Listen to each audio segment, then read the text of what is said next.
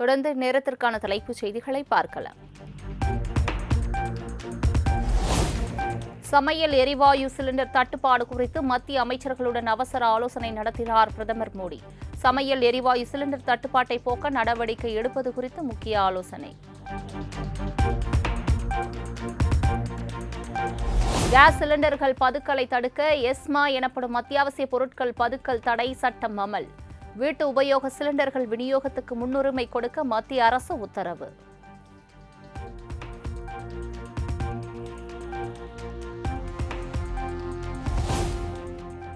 Gas cylinder தட்டுப்பாடு தொடர்பாக சென்னை தலைமை செயலகத்தில் அரசு உயர் அதிகாரிகளுடன் ஆலோசனை மேற்கொண்ட முதலமைச்சர் மு.க.ஸ்டாலின் தமிழகத்தில் கேஸ் சிலிண்டர் தங்கு தடையின்றி விநியோகம் செய்ய மேற்கொள்ளப்பட வேண்டிய நடவடிக்கைகள் குறித்து ஆலோசனை.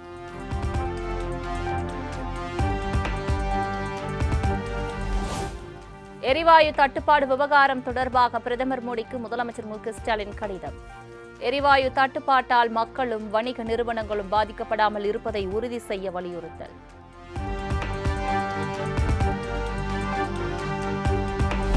தமிழகத்தில் ஏற்பட்டுள்ள பாதிப்பு மேலும் தீவிரமடையாமல் இருக்க தக்க நேரத்தில் சிலிண்டர்கள் கிடைக்க ஆவணம் செய்ய வேண்டும். மத்திய அரசுக்கு எதிர்க்கட்சித் தலைவர் எடப்பாடி பழனிசாமி வலியுறுத்தல்.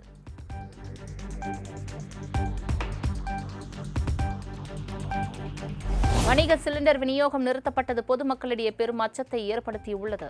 சிலிண்டர் தட்டுப்பாடு தொடர்பாக மத்திய அரசு உரிய நடவடிக்கை எடுக்க வேண்டும் என கனிமொழி வலியுறுத்தல்.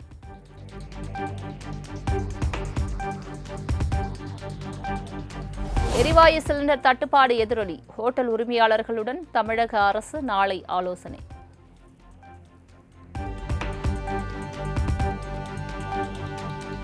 சிலிண்டர் தட்டுப்பாடு காரணமாக தனியார் தங்கும் விடுதிகளில் தோசை, சப்பாத்தி தற்காலிகமாக வழங்கப்படாது என பிஜி விடுதி சங்கங்கள் அறிவிப்பு. இரவு நேர உணவுகள் பட்டியலில் சாம்பார், குருமா கிடையாது எனவும் சட்னி மட்டுமே வழங்கப்படும் எனவும் விளக்கம்.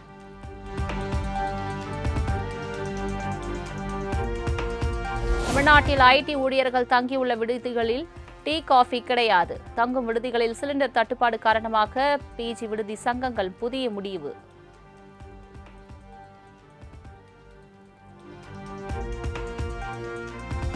சிலிண்டர் தட்டுப்பாடு எதிரொலியாக தமிழகத்தில் மின் விநியோகத்தை தடையின்றி வழங்குவதில் கவனம் செலுத்த அதிகாரிகளுக்கு மின்துறை அறிவுறுத்தல்.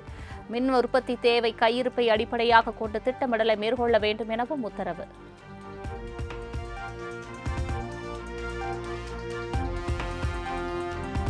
சென்னை தேனாம்பேட்டையில் உள்ள தனியார் உணவகத்தில் மதிய உணவு இல்லை என வைக்கப்பட்ட விளம்பர பலகை. வணிக கேஸ் சிலிண்டர் தட்டுப்பாட்டால் தனியார் உணவகம் நடவடிக்கை.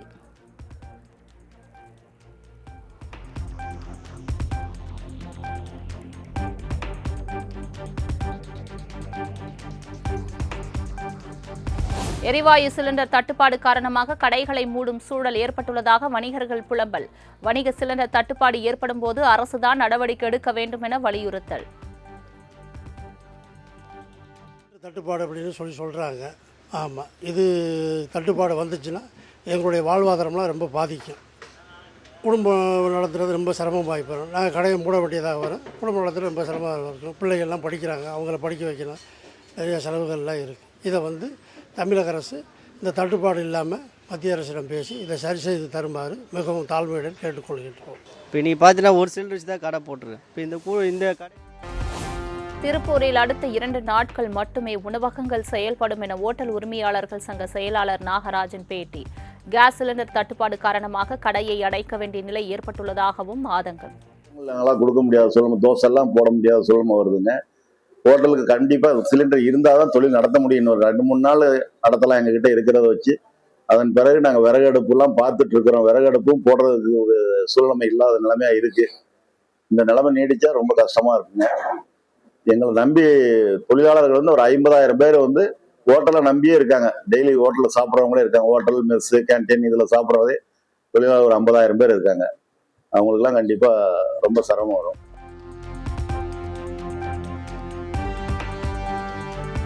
கோவையில் வணிக பயன்பாட்டிற்கு பயன்படுத்தும் சிலிண்டர் 50% தான் கிடைப்பதாக கடை உரிமையாளர்கள் வேதனை.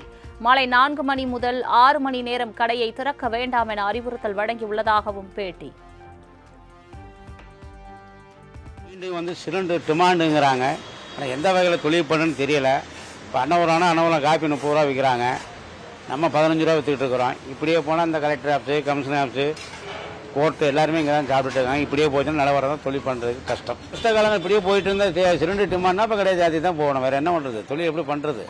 தொழில் பண்ணுறதுக்கு வேணும்ல. சிலிண்டர் விலை ஏறினாலும் சிலிண்டர் கொடுக்கணும்ல, அதுவுமே இல்லைங்கிறாங்களே. இந்த சிலிண்டரே வரல, ஒன்று தான் இருக்குது, எப்படி குழப்பம் நடத்துறது? பார்ப்போம், நடக்கிறது நடக்கட்டும். 2 கவர்மெண்ட்டும் சேர்ந்து அதை கொடுக்குறேன் இதை கொடுக்குறேங்கிறாங்க. கடைகளுக்கு தொழில் பண்ணுறதுக்கு கம்மி பண்ணி கொடுக்கணும்ல, அதை செய்ய மாட்டேங்கிறாங்களே.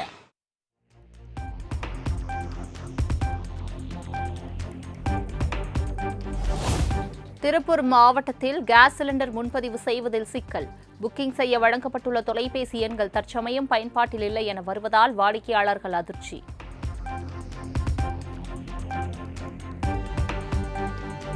விருதுநகர் மாவட்டத்தில் வணிக சிலிண்டர்கள் விநியோகம் முற்றிலும் நிறுத்தம். தினசரி 700 வணிக சிலிண்டர்கள் விநியோகிக்கப்படும் நிலையில் 2 நாட்களாக சிலிண்டர்கள் விநியோகம் முற்றிலும் நிறுத்தப்பட்டுள்ளதாக தகவல். மத்திய அரசின் உத்தரவுப்படி புதுச்சேரியில் உள்ள ஹோட்டல்களுக்கு வணிக சிலிண்டர் விநியோகம் நிறுத்தப்பட்டுள்ளதாக கேஸ் ஏஜென்சிகள் அறிவிப்பு. புதுச்சேரியில் ஓட்டல் உள்ளிட்ட வணிக நிறுவனங்கள் மூடப்படும் அபாயம்.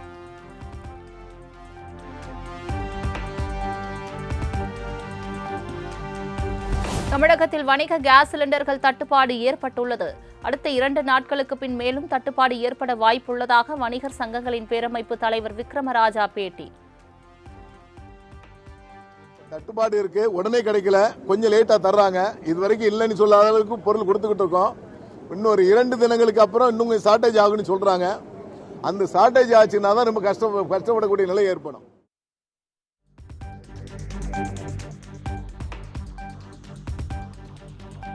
சென்னையில் அம்மா உணவகங்களில் தற்போது வரை சமையல் எரிவாயு தட்டுப்பாடு இல்லை. எல்பிஜி மூலம் இயங்கும் மின் மயானங்களிலும் எரிவாயு தட்டுப்பாடு இல்லை என மாநகராட்சி ஆணையர் குமரகுருபரன் விளக்கம்.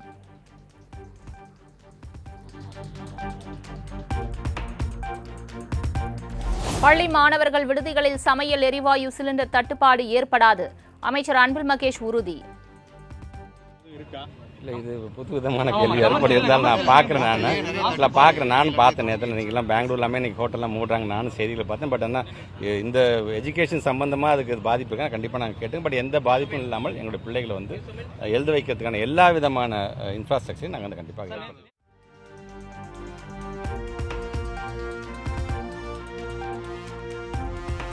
சென்னையில் வணிக சிலிண்டர் விநியோகம் தற்காலிகமாக நிறுத்தப்பட்டுள்ளதாக இந்தியன் ஆயில் நிறுவனம் அதிகாரப்பூர்வ அறிவிப்பு. வாடிக்கையாளர்கள் மாற்று எரிசக்திகளை உபயோகப்படுத்திக் கொள்ளுமாறு அறிவுறுத்தல்.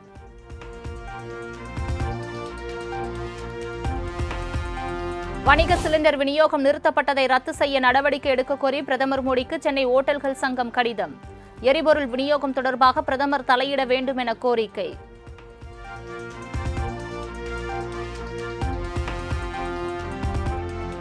தமிழகத்தில் அடுத்த 20 நாட்களுக்கு தேவையான கேஸ் சிலிண்டர் கையிருப்பு உள்ளதாக தமிழக அரசு விளக்கம்.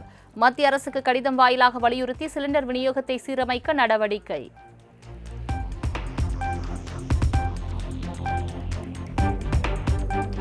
ராமநாதபுரம் மாவட்டம் குதக்கோட்டை கிராமத்தில் தரமற்ற முறையில் கட்டப்பட்ட சமத்துவபுரம் வீடுகளின் மேற்கூரை சிமெண்ட் பூச்சிகள் தொட்டவுடன் பெயர்ந்துவிடும் அவலம். எதுவுமே இல்லை. ஆமா, இப்படி இருந்தா எப்படி நாங்க 15 நாள் வந்து இருக்கிறது? களிமண் இல்லை, களிமண் நல்லா போடல, சிமெண்ட் களிமண்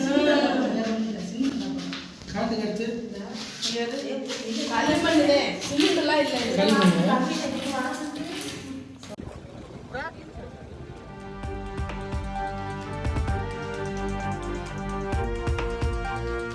தமிழகம் முழுவதும் கொசு உற்பத்தியை தடுக்க நடவடிக்கை எடுக்க கோரி வழக்கு. 3 வாரங்களில் பதிலளிக்க தமிழக அரசுக்கு சென்னை உயர்நீதிமன்றம் உத்தரவு.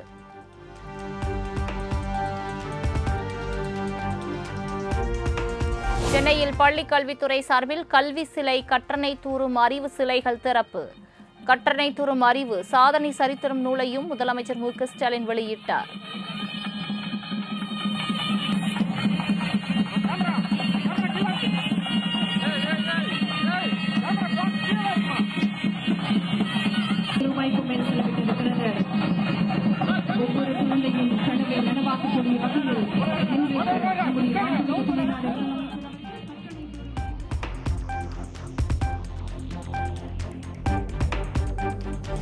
மதுரை விமான நிலையத்தை சர்வதேச விமான நிலையமாக தரம் உயர்த்த மத்திய அமைச்சரவை ஒப்புதல். பிரதமர் மோடி நாளை தமிழகம் வரவுள்ள நிலையில் ஒப்புதல் வழங்கியது மத்திய அமைச்சரவை.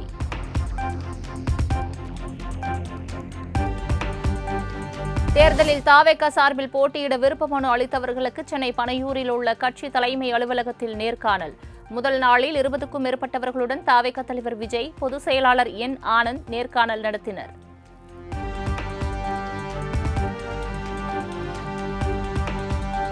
பாஜகவுடன் கூட்டணி குறித்து மறைமுக பேச்சுவார்த்தை எதுவும் நடத்தவில்லை என தாவேகா நிர்வாகி நிர்மல்குமார் விளக்கம். வேட்பாளர் பட்டியலை விரைவில் விஜய் வெளியிடுவார் எனவும் பேட்டி. என்னன்னா, நிறைய யூகங்களுக்கு கண்டிப்பாக நாங்கள் பதில் சொல்ல விரும்பவில்லை. நிறைய யூகங்கள் வந்துட்டு இருக்கு, கண்டிப்பாக அதுக்கு பதில் சொல்லவில்லை விரும்பவில்லை. இன்னொன்று என்னன்னா, ஏதாவது இந்த மாதிரியான ஒரு அறிவிப்பு வருதுன்னா எங்கள் கட்சியில் கண்டிப்பாக அது அஃபிஷியல் அறிவிப்பாக இருக்கும். நிறைய யூகங்கள் நாங்கள் கடந்த 7-8 மாதமாக பார்த்துட்டு இருக்கோம். நிறைய யூகங்கள் வருது. கண்டிப்பாக எதையும் யூகங்கள் அடிப்படையில் நாங்கள் கருத்து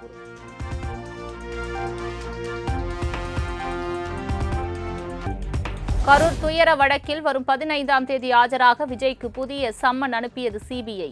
டெல்லியில் உள்ள சிபிஐ தலைமை அலுவலகத்தில்தான் ஆஜராக வேண்டும் என உத்தரவு.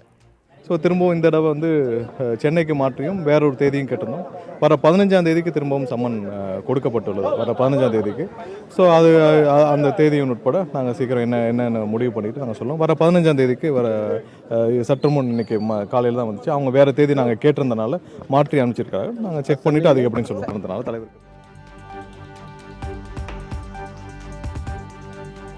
தமிழக வெற்றிக் கழக தலைவர் விஜய் அமித்ஷாவின் ஸ்லீப்பர் செல். புதுக்கோட்டையில் கனிமவளத்துறை அமைச்சர் ரகுபதி விமர்சனம். ஆரம்பத்திலேருந்து சொல்லிட்டு இருக்கிறேன், பிஜேபியினுடைய சி டீம், ஏ டீம் அல்ல, பி டீம் அல்ல, சி டீம். முதல் நாள் நான் சொன்னது, இன்றைய வரைக்கும் சொல்லிக் கொண்டிருக்கிறேன், அவர் பிஜேபியினுடைய சி டீம். இன்னும் சொல்ல போனா அமித்ஷாவினுடைய ஸ்லீப்பர் செல்.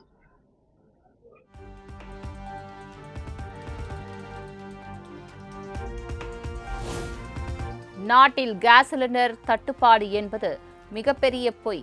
கேஸ் சிலிண்டர் தேவைப்பட்டால் அதை வழங்க தான் தயாராக இருக்கிறேன். நானும் ஒரு கேஸ் சிலிண்டர் டீலர் தான். இப்போ நீங்க இன்னைக்கு ஒரு சிலிண்டர் உடனே புக் பண்ணா உங்களுக்கு கிடைக்காது. சர்வர் சிஸ்டமே அப்படிதான். ஏன்னா நான் கேஸ் டீலர், அதனால நான் சொல்றேன். தட்டுப்பாடுல எங்கேயுமே கிடையாது.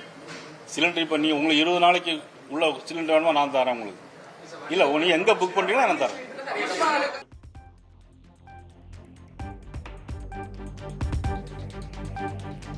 தமிழக வெற்றிக் கழகத்துடன் பாஜக கூட்டணி பேச்சுவார்த்தையா? செய்தியாளர்கள் எழுப்பிய கேள்விக்கு பாஜக மாநில தலைவர் நயினார் நாகேந்திரன் பதில். இல்ல கட்சியில் இப்போ கட்சியில் வரலாம், அவ்வளவுதான். இன்னும் கட்சி நிறைய பேர் இருக்காங்களே, நிறைய பேர் கூட்டணியில் சேர்றதுக்காக நிறைய கட்சிகள் வச்சிருக்காங்க. அது பத்தி நாங்க எதுவுமே கருத்து சொல்ல முடியாது.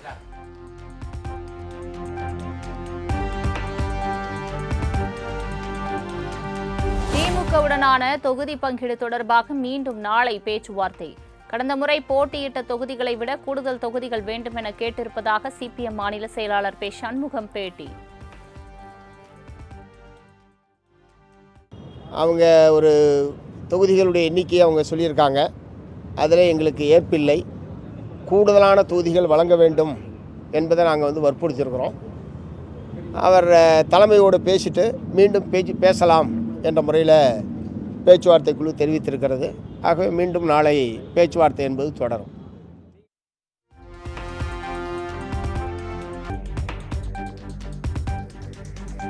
திமுக அமைப்பு செயலாளர் RS பாரதி மீது அண்ணாமலை தொடர்ந்த அவதூறு வழக்கு. சென்னை சைதாப்பேட்டை நீதிமன்றத்தில் அண்ணாமலை நேரில் ஆஜராகி சாட்சியம்.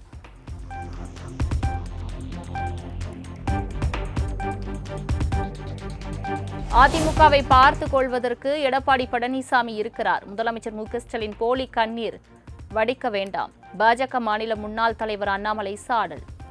கழகத்துக்காக இருக்கு. எனக்கு 5 ஆண்டு காலம் ஆட்சியில் இருக்கக்கூடிய முதலமைச்சர் அவர்கள் தான் செய்திருக்கக்கூடிய எந்த சாதனையுமே சொல்லாம அனைத்திந்திய அண்ணா திராவிட முன்னேற்ற கழகத்து கட்சிக்காக ஒரு பொய் நீலி கண்ணீரை வடித்துக் கொண்டிருக்கின்றார்.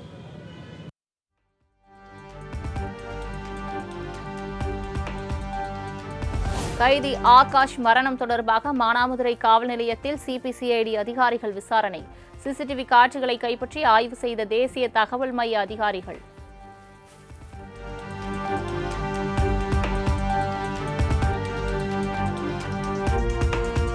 மருத்துவம், பல் மருத்துவ கல்லூரிகளில் சேர்க்கை விளையாட்டு வீரர்களுக்கு சேர்க்கை இடங்கள் அதிகரிப்பு. MBBS படிப்புக்கான இடங்கள் 7லிருந்து 13ஆகவும், பல் மருத்துவ படிப்பில் 1லிருந்து 2ஆகவும் அதிகரிக்க தமிழக அரசு அனுமதி.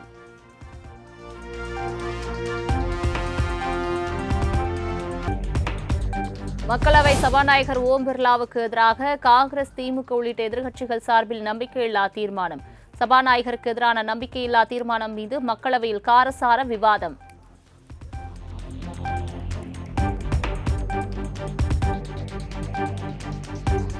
உத்தரகாண்டில் பல்வேறு பிரச்சினைகளை முன்வைத்து காங்கிரஸ் கட்சியினர் போராட்டம். போலீசாரின் தடுப்பு வேலிகளை தகர்த்தெறிந்ததால் இருதரப்புக்கும் இடையே தள்ளுமுள்ளு.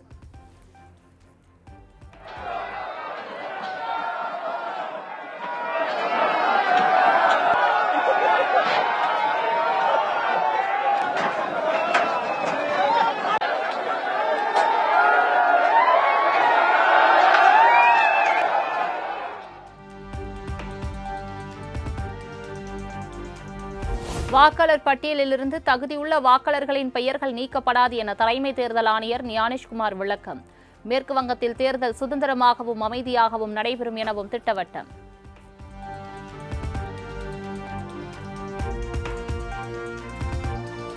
மேற்கு வங்கத்தில் தேர்தலுக்கு முன்பாக மீதமுள்ள 53 லட்சம் வாக்காளர்களை சேர்ப்பது குறித்து முடிவு செய்க. தேர்தல் ஆணையத்துக்கு உச்சநீதிமன்றம் அதிரடி உத்தரவு.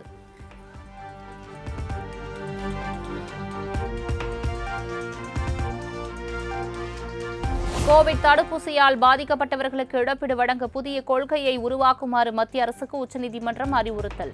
கோவிட் தடுப்பூசியால் ஏற்பட்ட பக்க விளைவுகளால் உயிரிழந்த குழந்தைகளின் பெற்றோர்கள் தொடர்ந்த வழக்கில் உத்தரவு.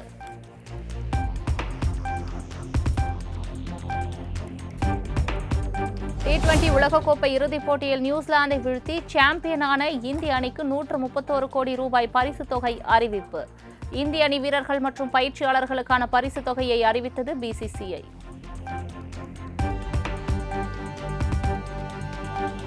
மும்பை சென்ற இந்திய அணி கேப்டன் சூரியகுமார் யாதவுக்கு உற்சாக வரவேற்பு. T20 உலகக்கோப்பையை இந்திய அணி வென்றதற்கு பாராட்டு.